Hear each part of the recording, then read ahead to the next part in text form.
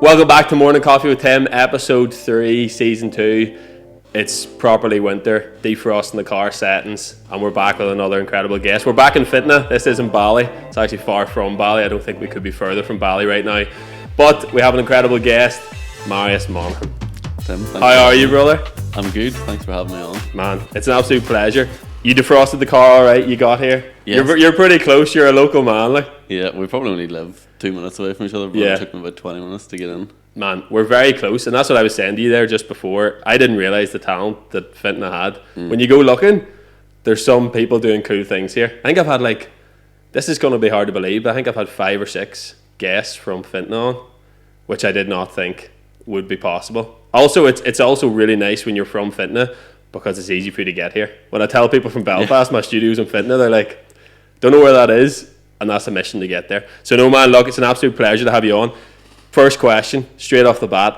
You're drinking a barista bar. I'm drinking a Frank and Honest because we like keeping everyone happy. What your favourite coffee? Go-to coffee order actually first, and then any favourite coffee shop or coffee shop experience where you had a really good sip, you know? Yeah, good question. Coffee order, simple. It's flat white, normal milk. Normal milk? Just you haven't standard. Like I don't change it up. I just go for a flat white. Yeah.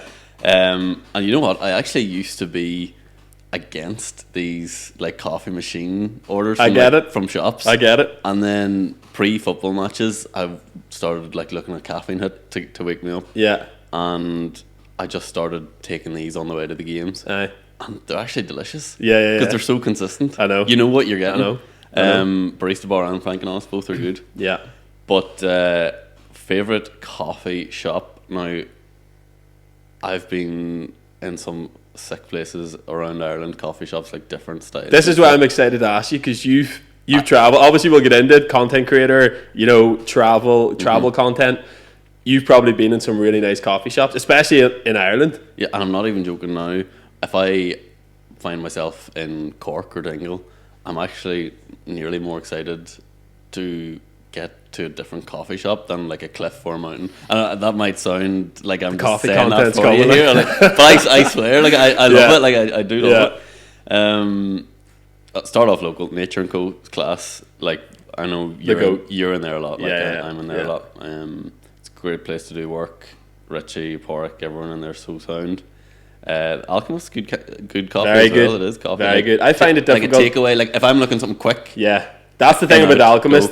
You can't really do work in there. No. So if I'm going to Nature & Co, I'm like, I'd like to get an Alchemist today, but I'm not gonna go into Nature & Co with an Alchemist. So it's like if I'm going for a walk around Oma, which is rarely, I'll get an Alchemist. It's good, like different tasting coffee, but it's still good. Yeah. Now going further afield, well, I actually just go to Donegal. You know what? I'm going to list about 10 places in total here. Bear with me. We've got an hour and 10 minutes roughly, so list away. Now, this, and no exaggeration, is my favourite coffee shop I've ever been to. It's Boys and Gulls in Bundoran. Boys and Gulls. Boys and Gulls, like, boy in the ocean. Yeah. Like, so it's play on words, very good. Okay. There's a resident artist in the floor underneath the cafe. Right. He's called Kevin Lowry. His stuff is spectacular. Like, it is absolutely amazing. You're chatting a couple of €1,000 for a piece. Yeah. Paints all local scenery and stuff, or paints waves, but abstract kind of. Right, nice. So there's like a lot of different surf breaks, and then the waves break in different ways. So he paints them quite artistically, and they're lovely. But just the vibe of that cafe is amazing. I've actually seen Richie in there once or twice. So I think Richie's been everywhere, to be fair, with coffee. On his story, he goes tasting it all about the country. Yeah. So Boys and Gulls, that would be Boys and Gulls, number one. Bundoran.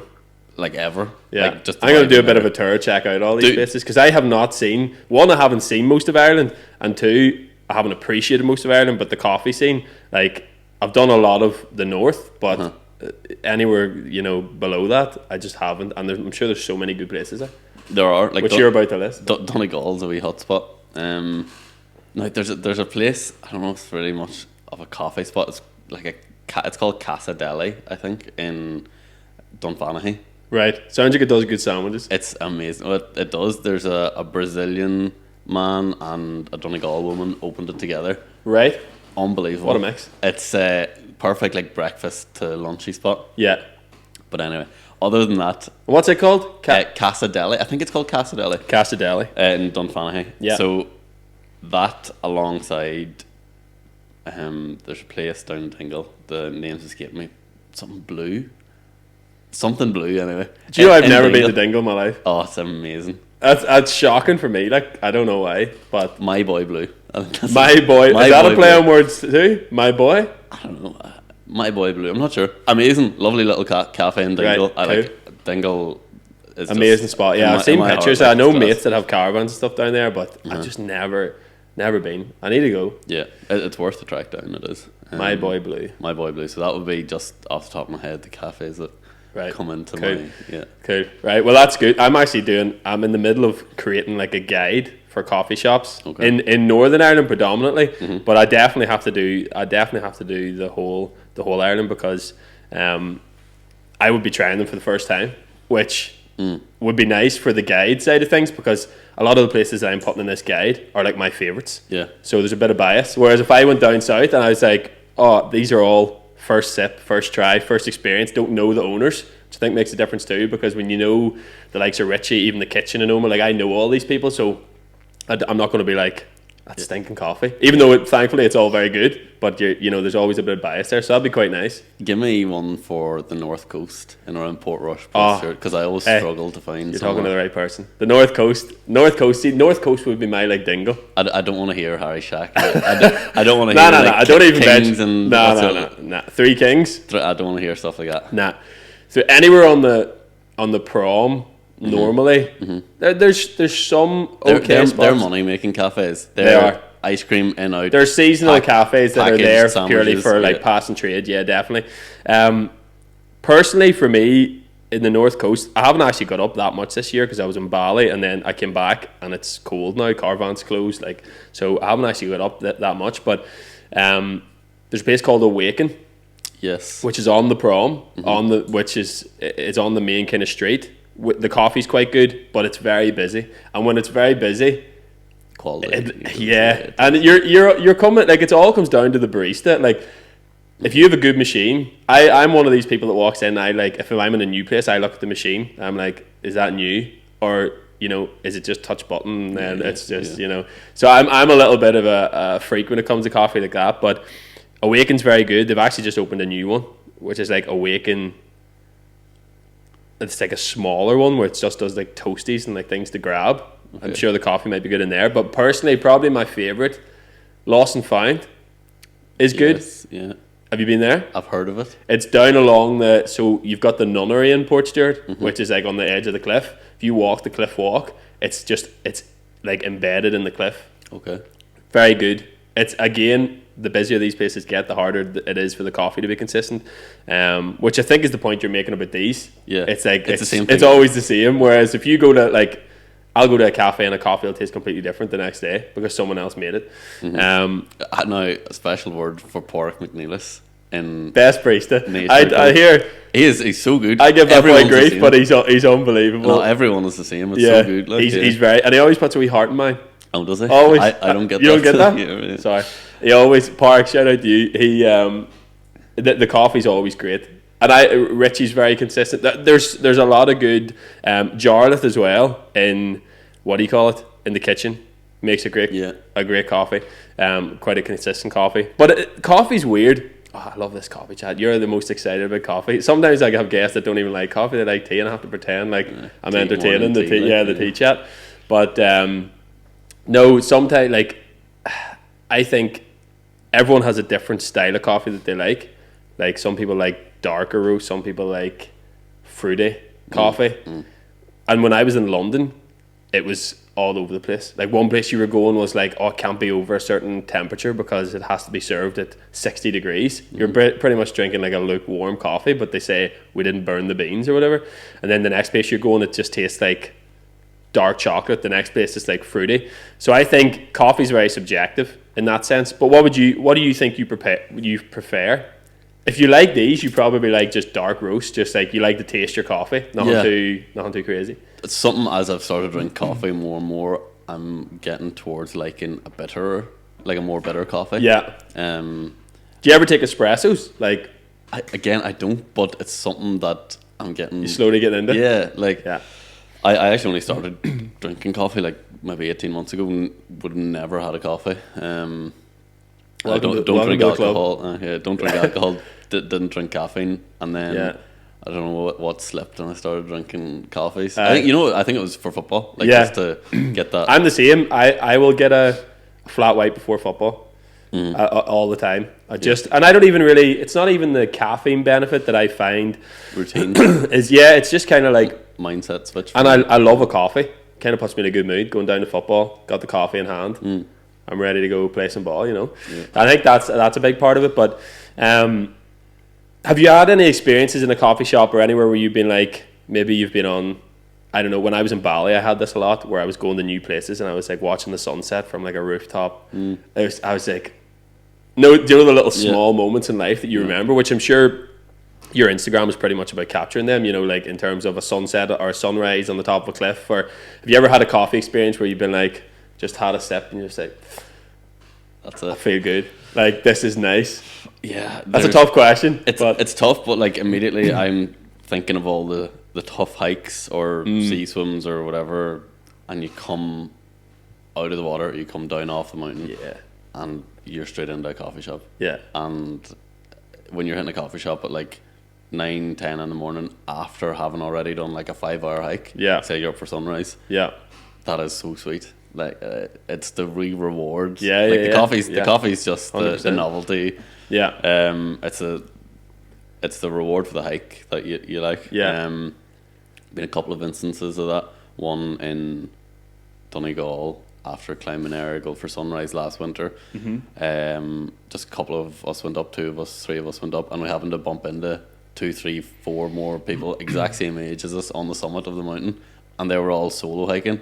But like we kind of half knew each other from Instagram and stuff. Unbelievable crack. And then we all went down together and all went to a coffee shop together. Spent about 3 hours chatting. What coffee shop was that? Do you remember? That was Time and Tides in what were you climbing? Mount Errigal. So it's in Donegal. Oh, okay. So the coffee shop's Time and Tides in Anarchy, which is like near Caffeine. Okay.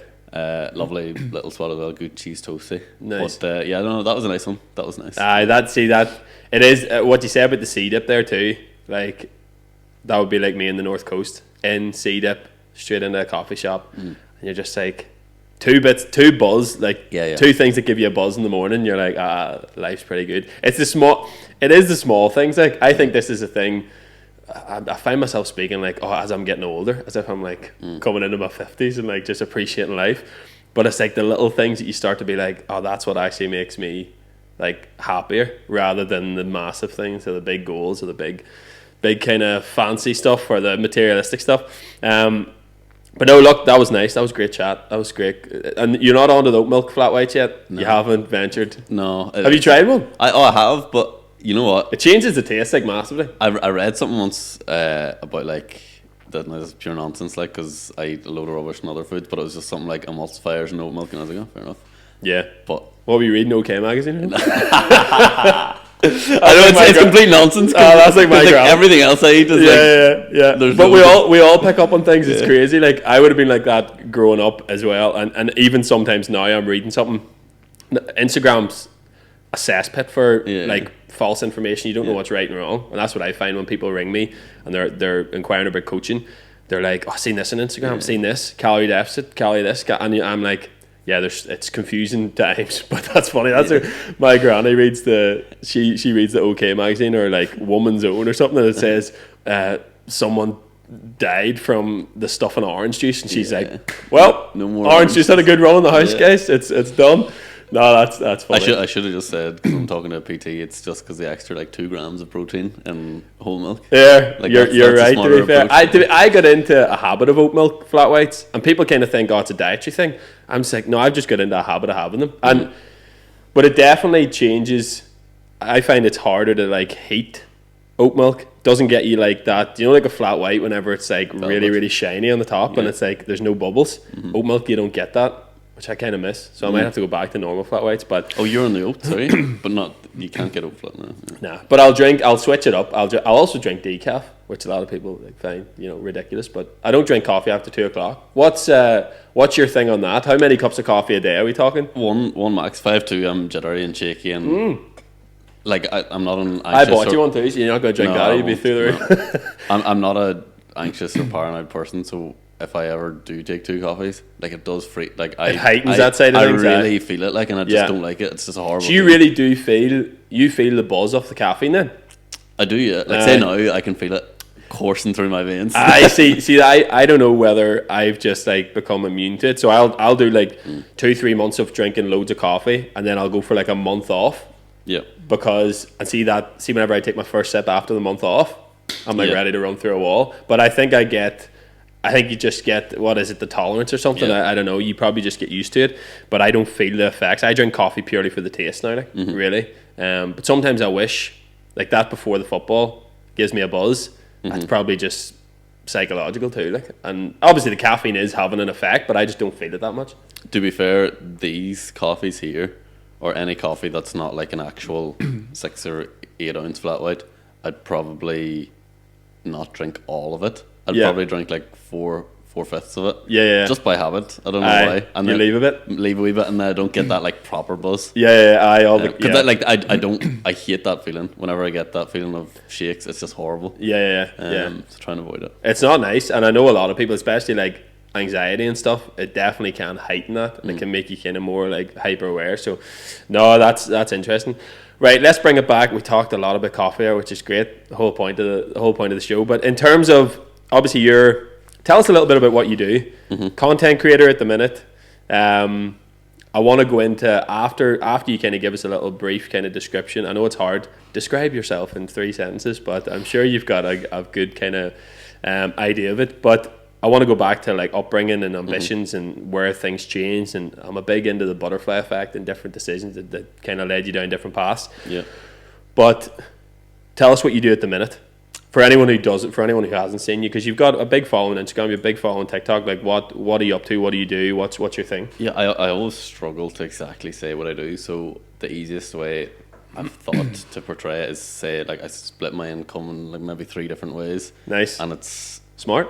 It's social media income, which could be like ads on my page or like UGC for other companies. Yeah, like brand stuff. Yeah. The second part would be photo and video work, so it would be like professional photography or videography for other clients, which you could end up watching and have no idea it was me. I was just behind the camera. Yes, it. nice. That could be anything from like a commercial shoot for an outdoors company, or nice. like events coverage where I'm like literally just filming an event. I wouldn't even have known that you'd done that, which is good. It's nice to have that. That's like the bread and butter, like kind of in the background stuff. Yeah. Got you. So there's an event at the weekend I was covering, and there's like 1,000 people at it. So like there's a couple of people that followed me at it, and they were like, "What are you doing here?" But like I did not know you were part of this organization. I'm like, I'm not. I'm actually just filming. Just brought in, So that it happens. Like so that's the first 2, and then the third is like a little bit of modelling. Like I don't do as best much looking man fit now, I would say. Yeah, Mark McCartney's probably up. Actually, he's first. So you're second, but close. So do even that, but again, like that's probably not the most sustainable long term thing. Again, with social, like it's not maybe something that I would see myself doing in 5-10 years. So I actually really want to focus on the photo and video professional aspect. Right. of it. Okay. Yeah. Because you can bulk out and grow a business that way. Although the social stuff, you're kind of doing the same, but you just get way more money because you have you're posting it to a following. So you're the video and the advertising platform. Yeah. You're both. But like ideally, I'd like to move away from the social stuff just because I'm not a huge fan of the way that the landscape is moving online. But yeah, that's kind of what I do. Yeah, that's interesting in terms of obviously making money online is relatively new in the grand scheme of things. But it's interesting that you said about doing the video stuff. Like that's, as you say, not many people would even know that you do that, and that's the stuff that you enjoy more. So that would be what you would want to kind of gear towards. You think in the future, like more like doing your own shoots, like actually running that. as a business. Well, enjoy more, possibly not the best way to put it, but it's definitely the area which I see has the most longevity. And like social can be so fickle. Yeah. Like just the whole changes all the time. It's essentially just like a part of the creative industry, and like everyone knows, like comedians, whatever. Yeah. They'll know it's quite fickle. Like if you have a bad year, you might not have a next year. It's probably the same on social. Like if I had a rubbish year online in terms of engagement, views, and everything, then brands and people would look, oh, he's toast. It's really harsh to say, but you could be borderline irrelevant the next year, 100%. which is horrible. Like it is, and you know that's one of the reasons I don't really like it so much, because you're constantly then seeking for people's approval, because that's what engagement essentially is. Yeah, it is. It's just like you need people to be liking, commenting, sharing, enjoying your content. Yeah. And for me, like I just don't really care that much. But like I just want to post what I want to post. Yeah.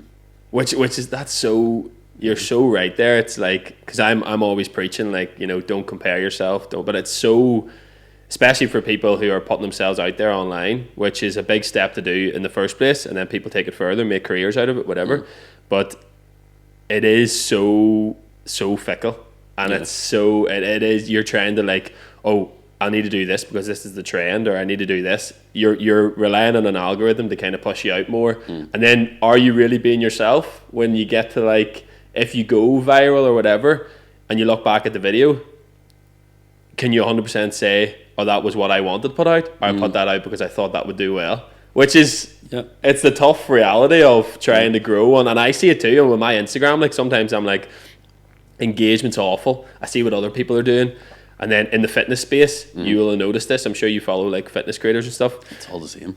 It's horrible. Like. It all started with, well, this is what I kind of seen it going. Like James Smith started swearing and being like, that got him seen. That's him. But if I started swearing, a guy that's swore probably 3 words in his life, people find mad. I just don't swear. I never have. It would be like, I'm doing that purely to just please other people or try and get seen. So it's difficult. It is really difficult. But let's bring it back. I always like to kind of paint a picture. So I wanted to see what you're doing now, what you're up to, but I want to kind of also understand how you got there. Obviously, grew up in Fintona. Like, have you always lived here? Like, is this like it's obviously your hometown? Proud to be from here. Yeah. But like, you grew up here, went to school here. Yeah, like we moved to Fintona when I was like 2 or 3 or something, so like all I know was Fintona. But spent a lot of time in the summers in Rossnowla as a child forward. Like so lucky to have had a place to stay in Rossnowla through the summers. Yeah. And that had a huge impact on my interests, and probably like subconsciously until I got a bit older. Like I grew up in Fintona, and it was just a probably stereotypical Tyrone, almost CBS boy. Football 7 nights a week.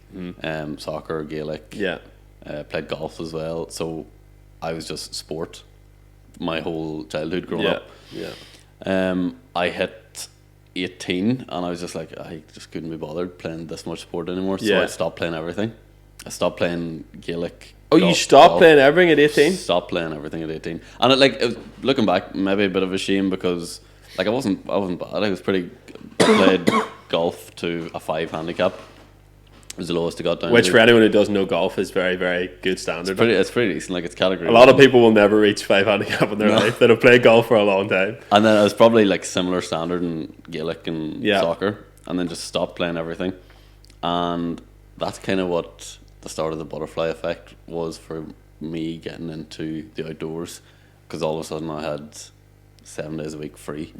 Didn't know what to do. Well, you'd lost all your kind of like structure with everything. So I just hopped in the car and started driving places. Like there were no like rules of, I never had that restriction on me in terms of, oh gee, I wouldn't be driving more than half an hour, that's too far. Like I was 2 hours, I'll go. Fine. Like I have half an hour daylight when I get there. I don't mind. That's worth it. I'll drive 2 hours for half an hour. Like that's, I don't know why, but when I was like 18, 19, I just had that. It's a good mindset to have, and it's good in Ireland. 2 hours can nearly get you to the far side of the country. Like literally, like I always say, like if you're from Tyrone, 2 hours can take you to some of the most Somewhere you've never seen before. like some of the most beautiful places in the world, and like no exaggeration. Like again, been very lucky to be all over the place, and you can get to some stunning places. I need to take a bit of that inspiration and kind of go further afield, because I drive to Belfast, or I drive to Oma, or I fly to England. Like honestly, you know, like it's almost like I don't want to say, oh, put this in your Google Maps and go. Like I don't want to say that. Yeah, just go and drive. Find somewhere yourself. Yeah, I'm gonna do that. Like just head somewhere in Donegal and just drive until you hit the coast, and you'll be like, oh my god, this is mad. And then just you'll see something in the distance and you drive a bit towards it, and you're like, oh, there's something. Like it's that's what I did. Yeah. And I actually love messages I get from lads who are in around that age, like 17, 18, 19, 20, and they're like, oh, me and a couple of pals are thinking of going camping or something where we've never done it before. To go, I'm like, yes. The positive side of social media is that, yeah, because you're getting people that are inspired by what you do. That's if you could get, you know, however many followers you have, 80,000, 90,000, whatever it is on Instagram.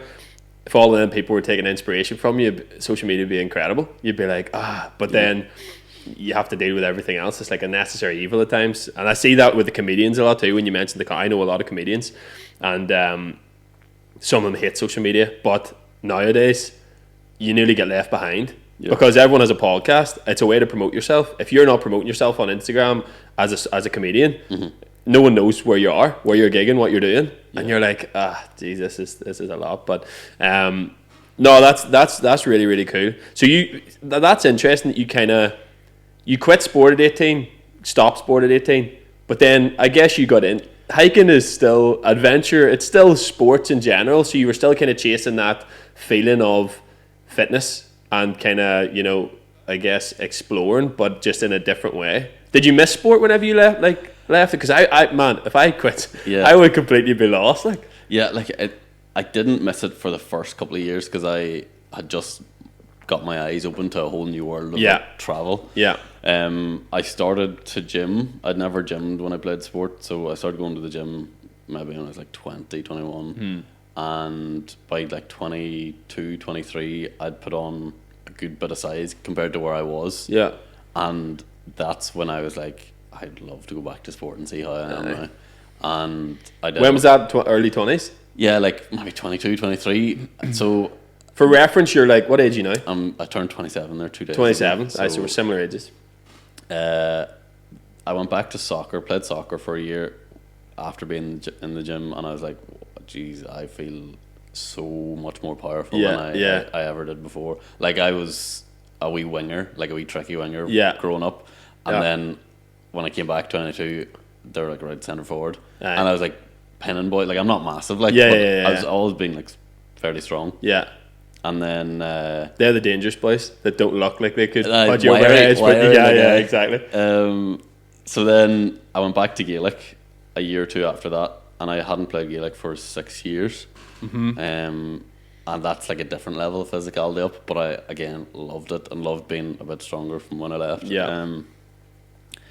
But you were saying about fitness and mountain climbing, so different. It's funny, you could be the fittest person on a football pitch and you try and climb a mountain with 20 kgs in your bag.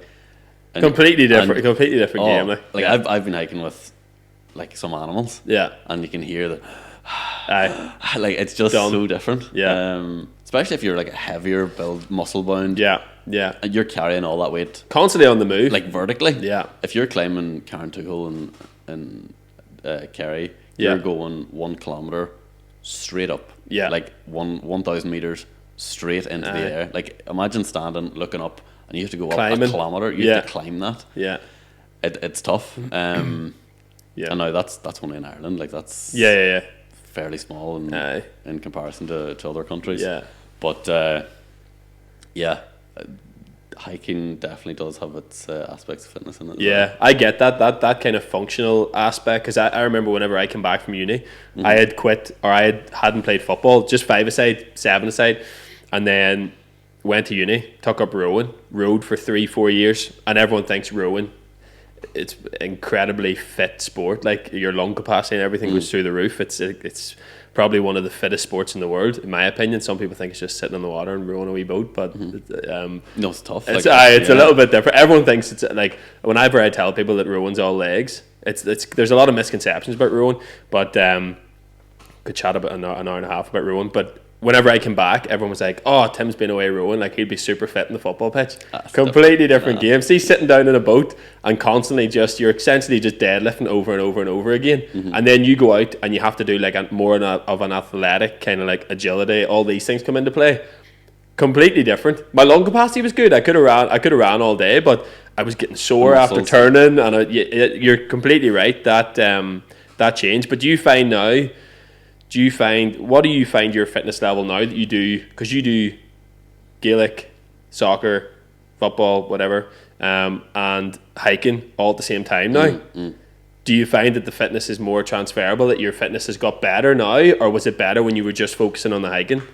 Yeah, definitely better now. Better now, because there's covering all bases. Yeah, I don't really have like an off season, and I wouldn't want to ever anymore. Like, I just enjoy doing something all the time. Like, even more so for the mind than the body. Like, if I finished football, so important. Yeah. Then I want to, like, still be in the gym. Yeah. Those nights that I'm not training football. Yeah. Training for a feeling's so important. Like, yeah. I think you realise that as you, like, I put a video up about it yesterday about, using to think that a six pack was everything, or like how you look was everything, and then you realise, oh no, I just want to feel good. Yeah. Like, I want a bit of an escape. I want to, like, my mental health, fitness is so important. Everyone thinks, oh, I want to lose a few pounds for a wedding, I want to do this, I want to look a certain way, and that's important to look, like, for your confidence and whatnot, but it's such a small part of it. Yeah. Like, I train now to just feel good. See, going for a run, even I used to hate running.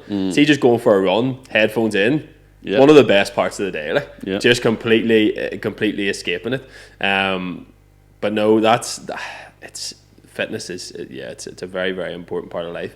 So in terms of, like, did you ever go back to the golf? No, I still haven't. Because fitness is a big spot for golf. Like, a lot of good golf. Speaking of Park, who makes a great flat white, was also a great golfer. Yeah. Still is probably. His brother Ryan. Yes. On scholarship in America for golf. That's right. So, like, yes, chatting about talent and fitness and social circles. Like, you've Conor Rice and a few other people. Yeah, Connor's been on the podcast, friend of the podcast. Yeah, great guy. That man's just traveling and just running. He's just running places. Like, I see him on Instagram, and he's training for an ultramarathon now. Yeah, we had a great episode, and loads of people loved it. I got a lot of messages off the back. Connell's he's a great guy. A great guy doing amazing things.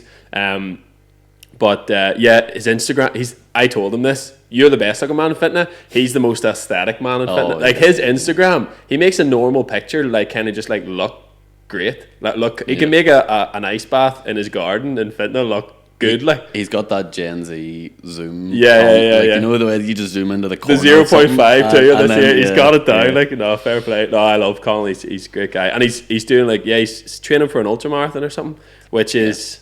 He's his head screwed on. He's a good lad. He's very disciplined. Yeah. I'm excited to see how his gap year goes. I know he's making the most of it too, which is great to see. But yeah, so in terms of, like, so you got out of the golf, haven't played much at all. No. You're what are you doing now in terms of, so you're hiking, playing Gaelic, not playing much soccer? No, at the minute can't play soccer with Gaelic, and now. Because we played your team at the weekend there, who you would have been playing for. Yeah. We got beat. I pulled my hamstring. And I also got a dodgy eye, which I hope you can't pick up. I was going to wear makeup to try to hide it. This eye 2 days ago. What happened? Elbow. In the box? Yeah, elbow kind of like just right on the eye socket. Yeah. And I went to sleep. I woke up the next day. It looked like someone had farted on my pillow. Looked like I had a serious case of pink eye, and it was just blown up. I was like, because my hamstring was the worry. I was like, I need to sort that out. Woke up with just one eye. I was like, oh, well, that's probably more of an issue. Yeah. But yeah, no. So fitness. So you would have been you played for them before, obviously. Oh yeah, I have. But at the minute with Gaelic's very taxing on the body because it's upper body, lower body, and intense. But I just won a big final too. Yeah. Congrats. Fenton was absolutely bouncing. Still is though. The flag. I don't know if the flags are still up, are they? Maybe they are. I'm not sure. They might be. We're in the Ulster competition now. So nice. If you win, county, you go on. Play against the other county winners. Yeah. So we're four games away from Croke Park, which is, to be honest, I just want to get there and play Croke Park. That was pretty cool. Incredible.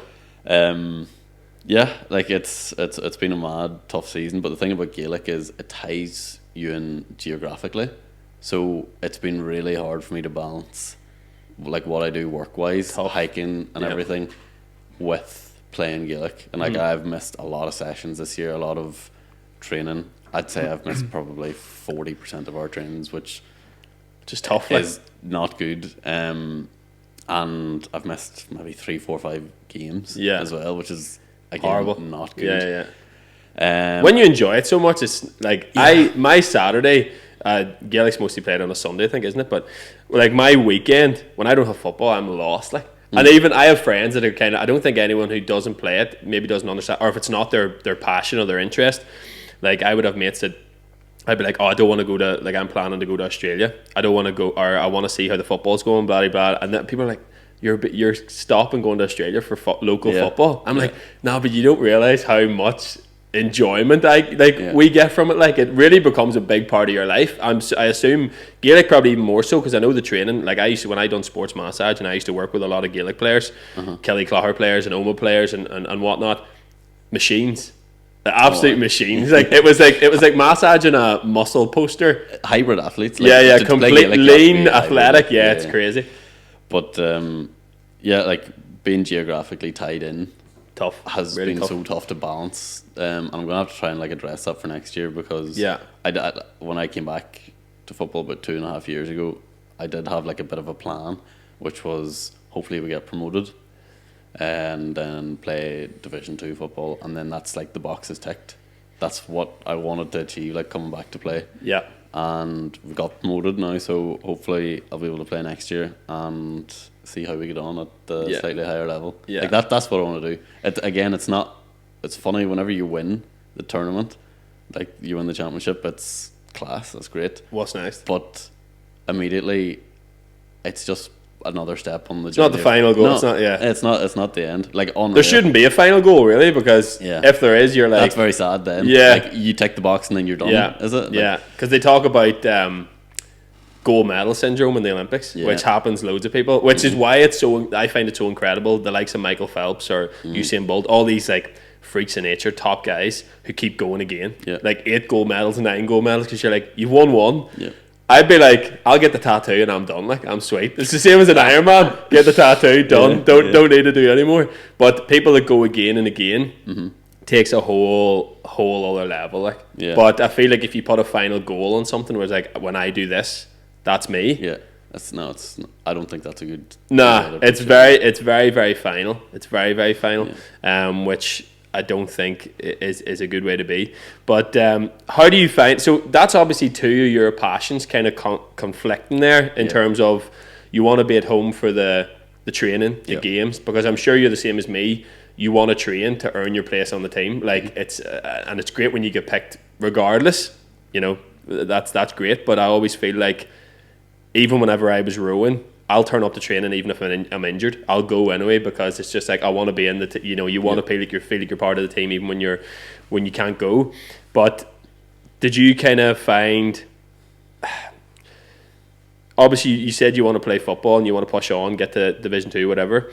What do you have any goals to travel that might stop that? Like, do you find that it's got to a stage where you need to sit down? Because I kind of feel this, like with Australia, I've had to look at my goals and my like what's really. It's the first time I probably digged into what my like mission is and what my true values are. Because you kind of grow up, you just kind of like do things, butterfly effect. You end up in places.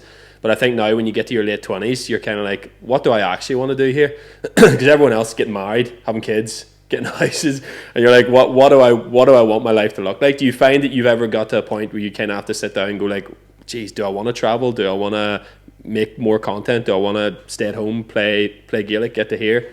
Yeah, that funny you say that. That's something that I've actually been so focused on this last couple of weeks, because I kind of messed up this month in terms of taking on too much work. Yeah, I pushed everything off until after the Tyrone Championship final, because I wanted to, like, kind of not a completely clean run at it, but I wanted to be able to train and play up into it, and then play the final, and then have a load of work back backed up and then do it all then. Yeah. But we won the final, so now we have Ulsters, and now I'm missing everything. So last night, I had a post to go up, or the contract I signed, it had to go up last night, and I had training last night, and my manager actually phoned me there like 10 minutes ago. I had to let the phone go. So I ended up turning up to training like 45 minutes. Like, that's completely unacceptable. Like, to play for a football team and to come so late. Yeah. Like, the training was over. Yeah. And fair play to you for still going. I wouldn't have went. But on top of that, I kind of messed up the post because I was in a rush. So when so you messed up both things. I messed up. Like, that is a lesson. Yeah. Because if I didn't have the football, I would have got the post right, and if I didn't have the post, I would have got the football right. Yeah. So, what's the point in doing both and doing them both to half your ability? So I do, like, it is something that I actually need to take a sit and think, and what do I actually want to do? Like, football was something that a couple of years ago I circled it and was like, this is something I really want to do. But can I do that at the expense of my business or of my income? Yeah. That's the question I'll have to, you know. It's tough. What's the training schedule like for? It's actually really not too bad. It's just sometimes it clashes. Now, when I say, like, geographically, sometimes work takes me, I could be in Cork on Monday morning, and then I have training in Fintona at 7 p.m. That's a handling. Because I could be working till like 4 o'clock, and then I have like a 5-hour drive, and training's 5.5 hours away. Yeah. Like, sometimes it's really hard to make that work.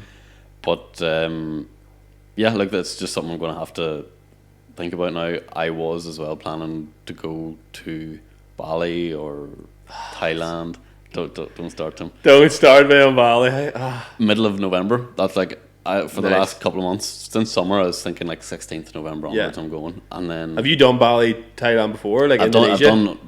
I've done Philippines, Thailand, Cambodia, Laos, good part of Southeast Asia, but just not Bali.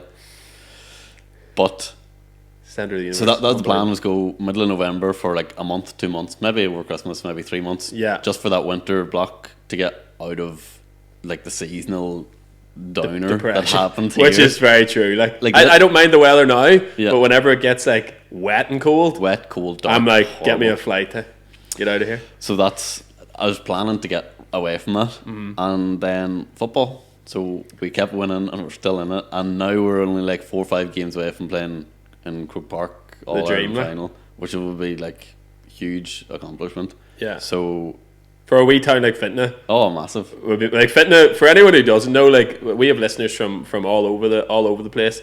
Probably listeners in Bali now too, which I'm sure we chat about Fintona a lot, and they're like, I don't have a clue where that is.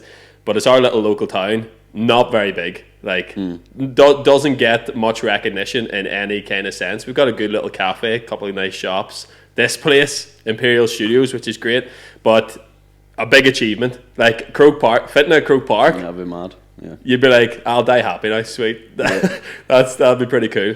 But it's really tough, man. Like, I find it too. Like, I guess we don't do the same thing, but we're in similar kind of, in terms of making money online. Our businesses are online. Like, freedom's probably, would you say freedom's like one of your top values?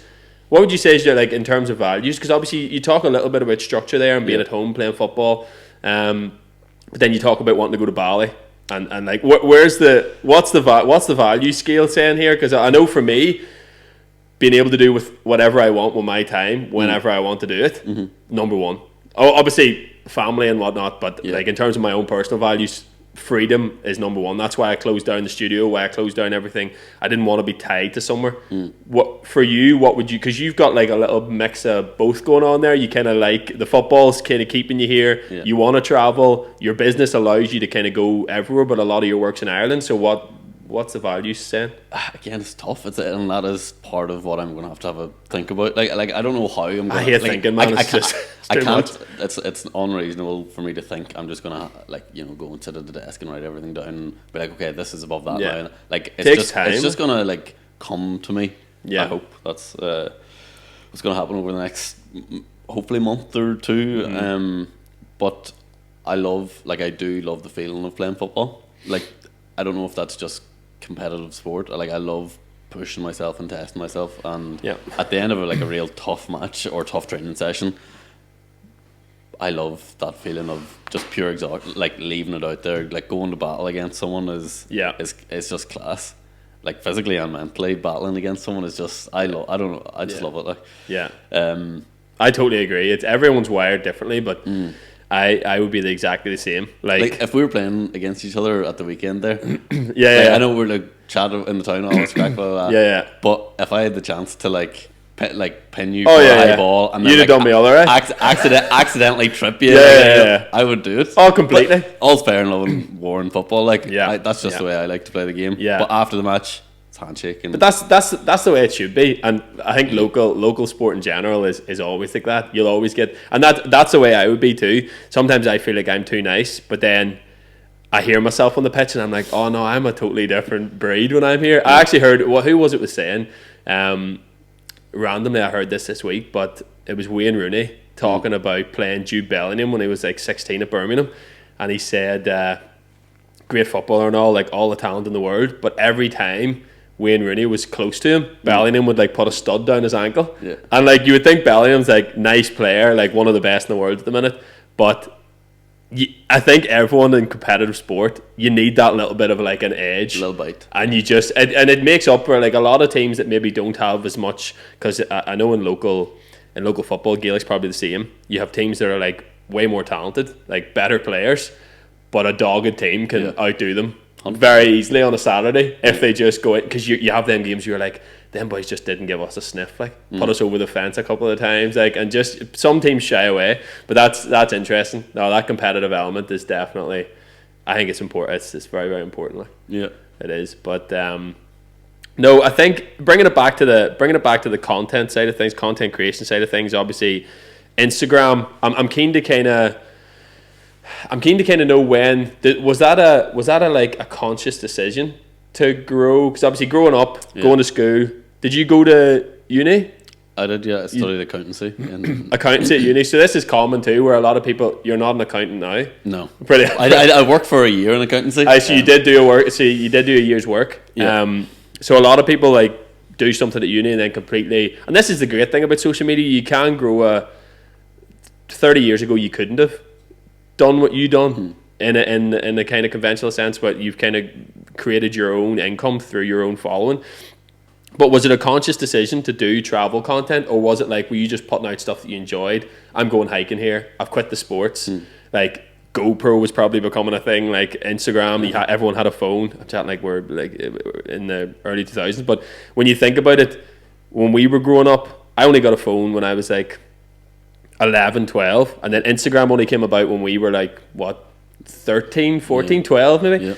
So it is, and relatively speaking, it's a pretty fresh thing, pretty new. I look back to my first Instagram post and I'm like, I think it was me holding up a butter knife. Arsenal had just lost, and I was taking a picture with a butter knife, being like, depressed. I was like, geez, you wouldn't get away with that now. But just madness how far Instagram's come and how it's like, it's just a part of our lives now. Yeah. So was it a conscious thing for you to try and grow that, or was it just it happened by accident? I mean, initially no, but like I'd be lying if I said once things started to go, then opportunities the opportunity arose. But if you look back at my first Instagram post, you'll see a nice sunset photo over the top of Fintna Forest.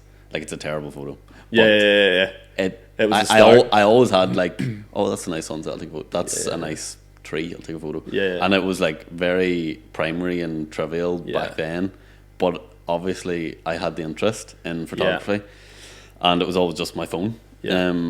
And I would have followed photographers back in the day when we were like 14 in school, and all the lads were like, what are you doing, taking a photo of a tree? And I was like embarrassed and stuff, and I was like, oh, I don't know what I'm doing.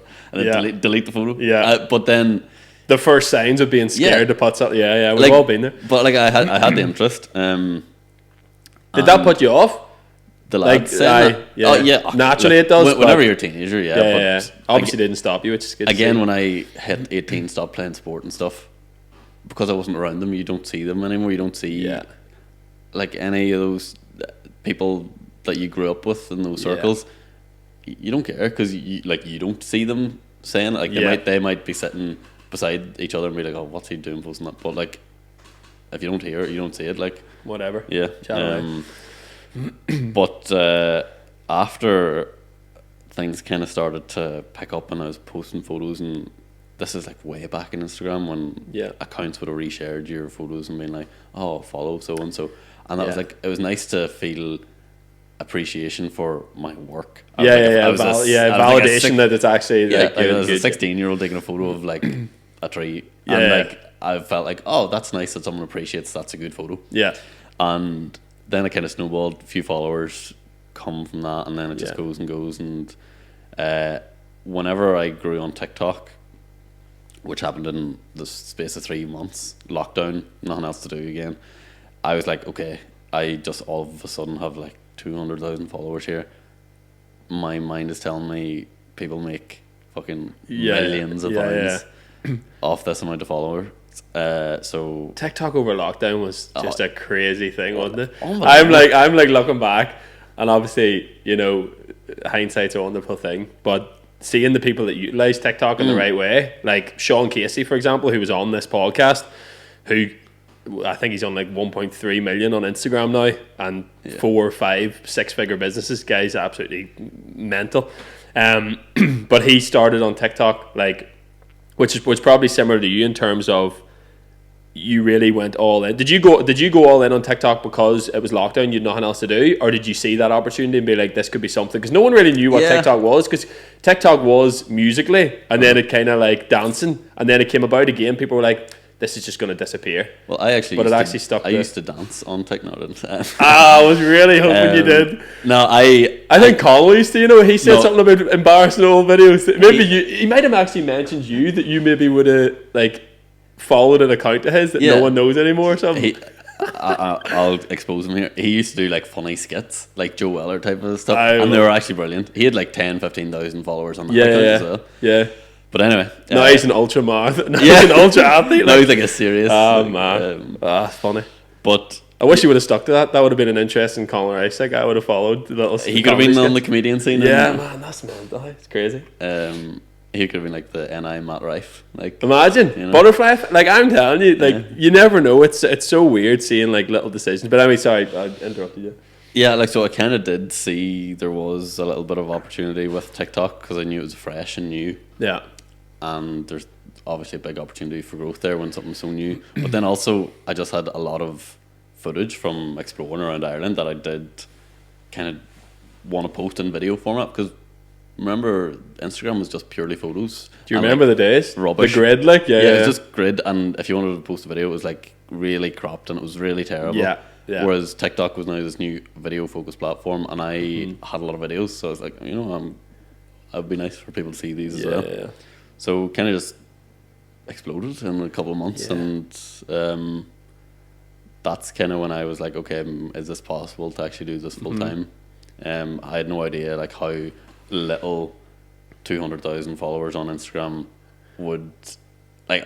It has like changed my life in a lot of ways, but also 200,000 followers 4 or 5 years ago, I would have been like, oh, that person's a millionaire. They're making 20 grand a post, and they're posting, but like, it's just not. Especially on TikTok. TikTok's like, TikTok's so bad for that. Yeah, because I think so many people, like, on TikTok, I'll see a video and I'll like it. Couldn't tell you who done the video. Like, it's very again fickle, like scrolling. Whereas Instagram's more. I think Instagram's a step up in terms of community, because people are like buying into more what you're doing, and then you see more of their videos because they're on your. But the For You page is just like I never go on the friends bit of TikTok or the people I follow. You're always just watching random videos. Like, yeah, you're right. Yeah, so that's the one thing, because you're right. Like hundreds of thousands of followers on TikTok. It's not worthless. It's definitely not worthless. No, 100% not. It's all visibility, like, but it's just not as potent as what 200,000 followers on Instagram would be, or 200,000 followers listening to a podcast is another level up, because like someone's committing time to actually listen to you. Whereas TikTok, man, I'm sitting on the toilet, I'm just watching. Yeah. My favorite guy on TikTok is a guy called Jack Joseph. Oh, he's funny. He's so hilarious. But anyway, that's like, but I get you. It's not the same. Yeah.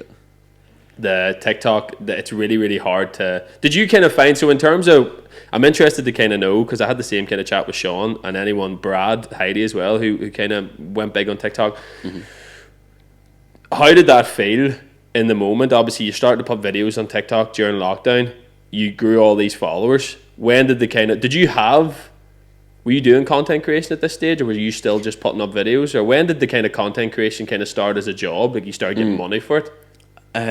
I remember the first time I got asked to do something was when I kind of was halfway through the building the following. And mental feeling. Oh, crazy. Yeah, you know what? I actually think it was Gym Plus Coffee.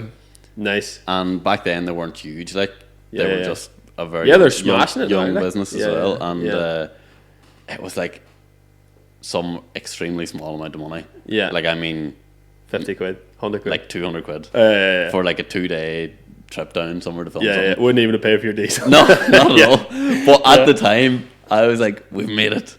We're done. Made it. This is it. Light the candles. Stop paying the spuds, we've made it. Because, like, back then as well, I suppose any jobs that I had worked maybe in a cafe and you're earning like 10 an hour. So and you're lucky, lucky to be earning a 10 an hour, 200 quid is like, geez, that is unreal. A lot of cash in hand, 5 quid an hour jobs around these parts, like at that time, definitely. So looking at that, I was like, this is class. Little did I know like how big the industry was going to very quickly come in terms of like UGC or social ads and user generated content for the people that don't know. I know that term. User generated content is basically like you go onto a big brand's page and you see it's just like an iPhone video of someone using their product or whatever. But that's became a huge market for some reason because it looks more native, it looks more authentic. When it's done right, it's a very good way of marketing. When it's done wrong, horrific. It's terrible. Like when it's someone that's marketing the product, say like a Love Island person that comes out and they're like selling a car air freshener and you're like, maybe don't even drive. Like I just don't believe anything about this, about what's going on here. Yeah, no, I get you. I think that came along with more agencies popping up too. Like whenever user generated content became a thing, you had more people that wanted to get more people into user generated content, so more agencies, and then now it's just like blowing up the opportunities in terms of that. So that was obviously over what age was that whenever you got that first kind of Gym Plus Coffee? Gym Plus Coffee, they're killing it. That brand, I'm amazed I didn't come up with that name at some stage. Such a simple name. Two of my favorite things, Gym Plus Coffee. But like when was that? Was that before? That was before COVID, right? That was probably. I don't know if you're allowed to say COVID on that. There used to be a thing where you would like bleep out the word COVID. I don't know. It would like shadow. YouTube would like pick it up. I don't know. Take that away. I'll bleep it out or something. It was kind of mid through that first lockdown. It was probably summer. Lockdown, what a time. You see that first summer lockdown, unbelievable. Bring me back. Mate, we didn't know we were living. I was walking the fields, not a haircut for the last 3 months, just like roaming the fields. I actually built my business over lockdown. Like it was like what a time. It was incredible because I remember I closed. There was a time where gyms had to close for 6 months. Can't remember if it was first lockdown, second, third, booster. I don't know. I got lost with all the terms or what was going on, but I was like, right, I want to go online. I want freedom. I don't want to be stuck to a location. Yep. I got a business mentor and just built my online business. And COVID was a false economy because people were getting furlough money and they had time and they were like, what do I need? Online coach. Yeah. Online coaching was kind of new. Now there's millions of online coaches because the opportunities are amazing. You can work from anywhere and you can still have a massive impact on someone's life. But it's just like, COVID was just crazy, like crazy time.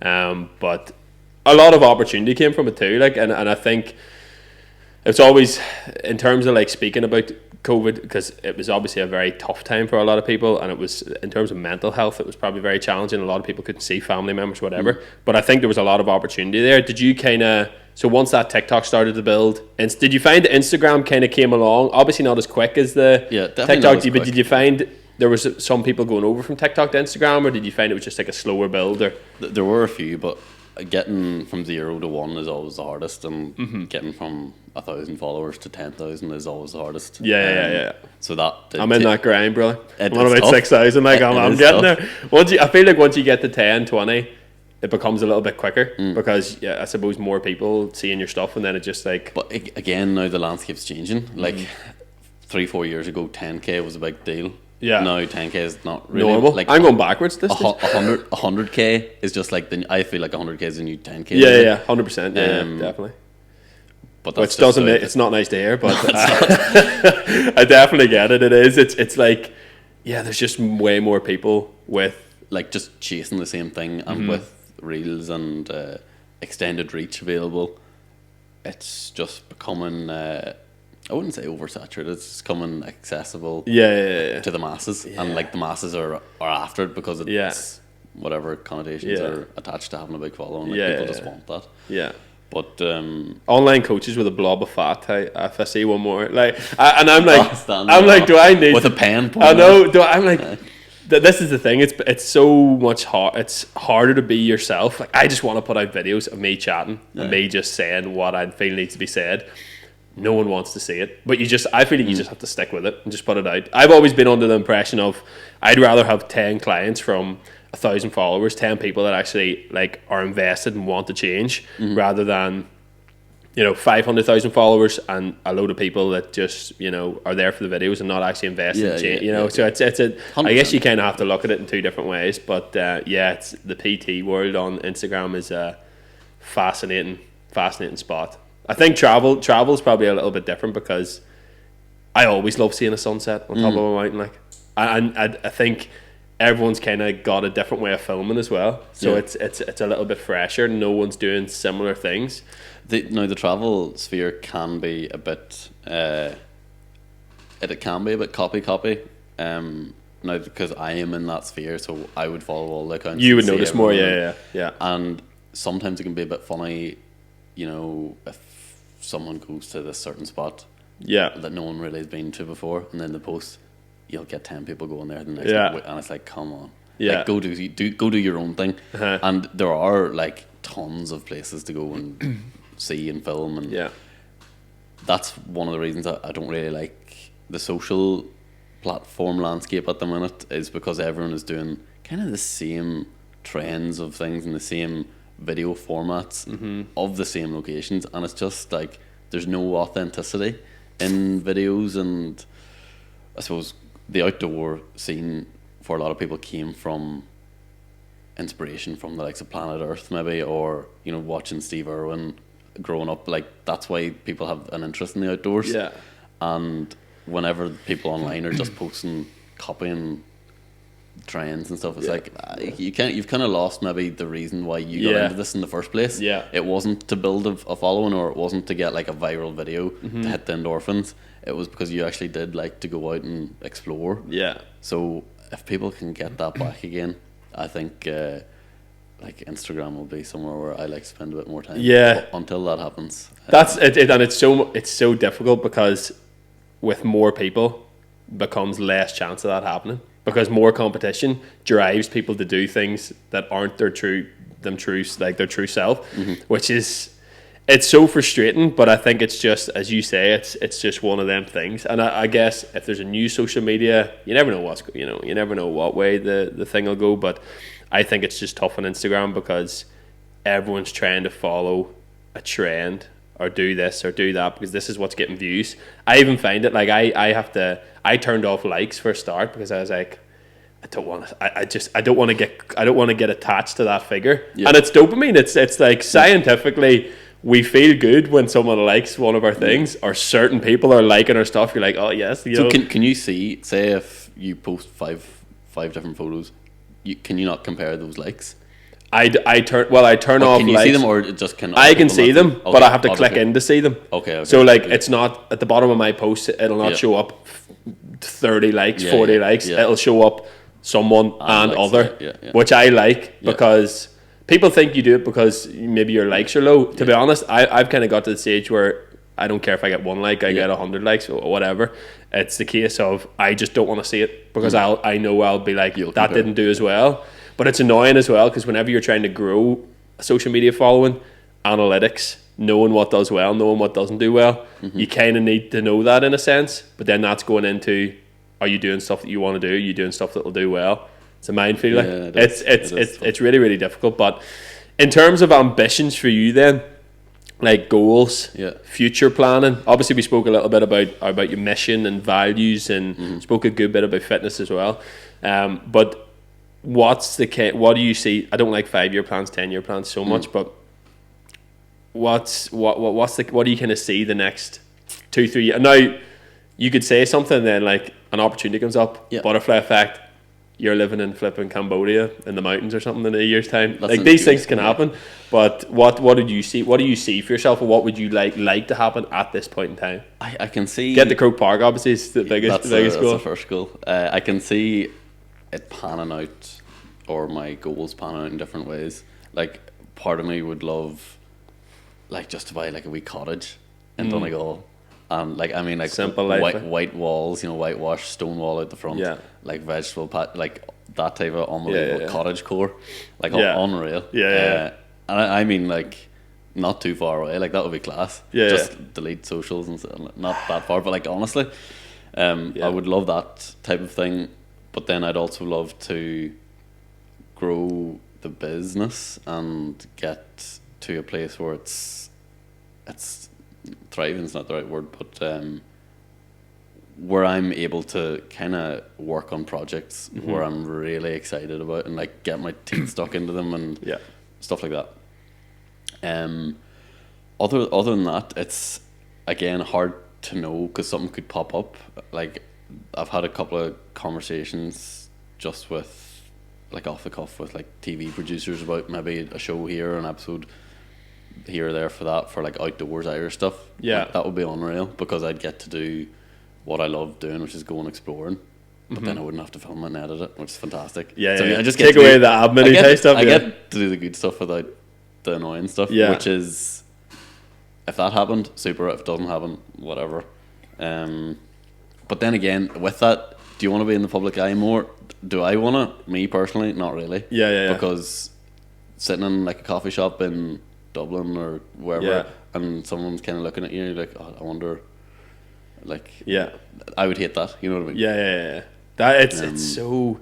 Which it was just kind of funny saying that because at the minute that's kind of what I do is have a big following to post to these people. That's the part. There's positives and negatives to everything. I feel.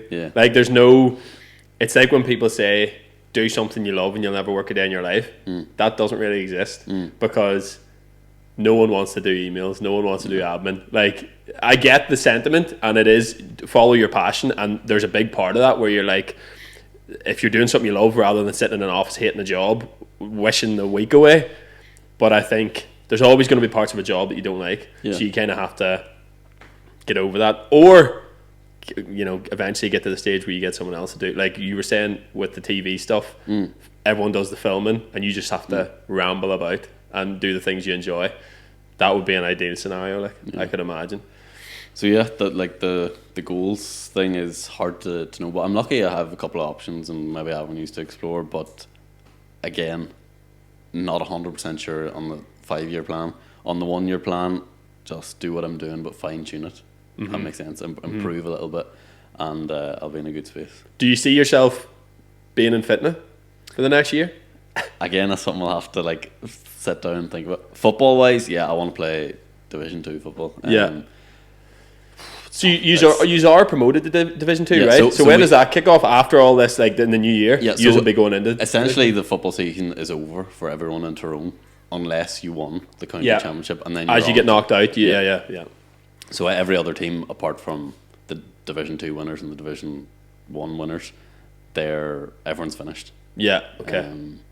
So we have possibly 1 more week left, and then if we lose, we're out. Or we have 6 weeks if we keep winning. You know. So it's hard to plan. It's hard to plan things then. It's just that Bali November trip, like. It's in the bin, to be honest. I'm looking at mid-January now. Nice.